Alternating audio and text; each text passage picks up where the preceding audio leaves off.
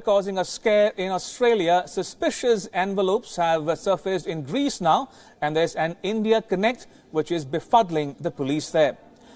About a dozen universities in Greece received envelopes mailed from India. The 12 universities are spread across the country. Some received a printed note which had Islamist content written on them. 7 people from a university on the island of Lesbos reported respiratory problems after they came in contact with the envelope. Now, tests revealed that the mails had an irritant which is used in the production of adhesive and ink. A police anti-terrorism unit is inquiring into the case. Some emails did not make it to their intended destination as they had been intercepted beforehand. Now, the shutdown has affected the entire US. Let's take a look at some of the key sectors that have been the hardest hit. Now, over 380,000 US government employees have been granted leave of absence and not being paid at all. Around 420,000 US government employees are working without pay.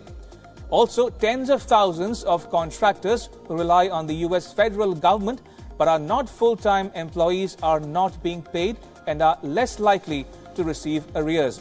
US federal contractors could be losing a combined $200 million per day.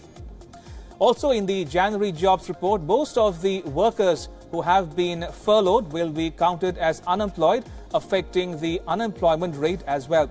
The Food and Drug Administration has stopped some inspections of food items, including fruit, meat, seafood and vegetables, with nearly 50% of the FDA staff off the job due to the shutdown. Some agency employees worry about the safety and health of the American public.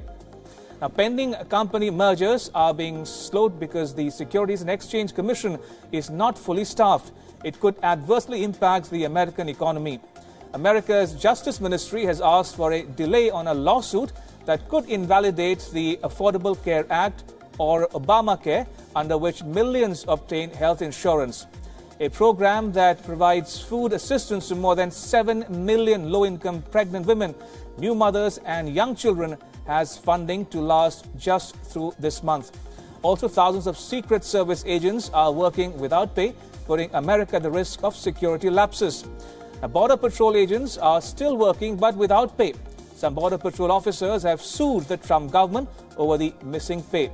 About 41,000 active duty Coast Guardsmen who are working without pay and are unsure when they will see their next paychecks were told that they should consider having garage sales. Now, wildfire prep work and firefighter training have also been halted as several thousand US Forest Service workers are furloughed. Now, the news: former CBI Chief Alok Verma refused to take charge as the Chief of Fire Services and quit the day after he was removed as the head of the high-profile investigation agency by a panel led by Prime Minister Narendra Modi and Justice Sikri. The panel had transferred him to the Fire Services as its Director General after deciding that as CBI Chief, he had not acted with the integrity expected of him. Alok Verma was to retire on the 31st of January. Stating that he had an unblemished record, Verma said, and I quote, "The decisions made yesterday will not just be a reflection on my functioning, but will become a testimony on how the CBI as an institution will be treated by any government through the Central Vigilance Commission, who is appointed by the majority members of the ruling government," unquote. Now, Alok Verma has been accused of corruption. The Central Vigilance Commission has opened an investigation against him. So what are the charges against Verma?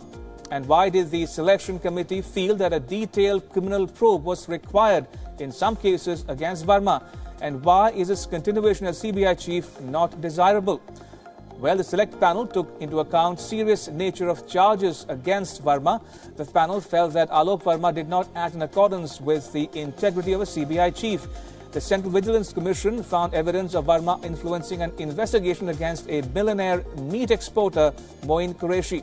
The CVC relieved that Verma's conduct in Qureshi's case was suspicious and that there was also evidence of him taking a 2 crore rupee bribe. That was not all. The CVC found instances of willful non-production of records and their fabrication on Verma's part. Alok Verma was also found to be attempting to induct officers of doubtful integrity in the CBI. In another case, the IRCTC case, the CBC found evidence of Verma deliberately excluding a name from the first information report for reasons best known to him. Uncertainty loomed large when a selection panel last evening ousted CBI Chief Alok Verma and transferred him to DG Fire Services. This did not go down well with Alok Verma, who tendered his resignation, saying that he tried to uphold the integrity of the institution and the allegations against him were fraudulent. Jessica Thaneja, World is One, New Delhi. The Delhi High Court has dismissed Rakesh Asthana's plea seeking a quashing of FIRs against him by the CBI. The court said that the charges mentioned in the FIR are a matter of investigation. An FIR was registered against CBI number 2 Rakesh Asthana, Deputy Superintendent Devendra Kumar and Joint Director A.K. Sharma. An FIR was filed against Asthana for allegedly accepting a bribe from a businessman in a case related to controversial meat exporter Moin Qureshi.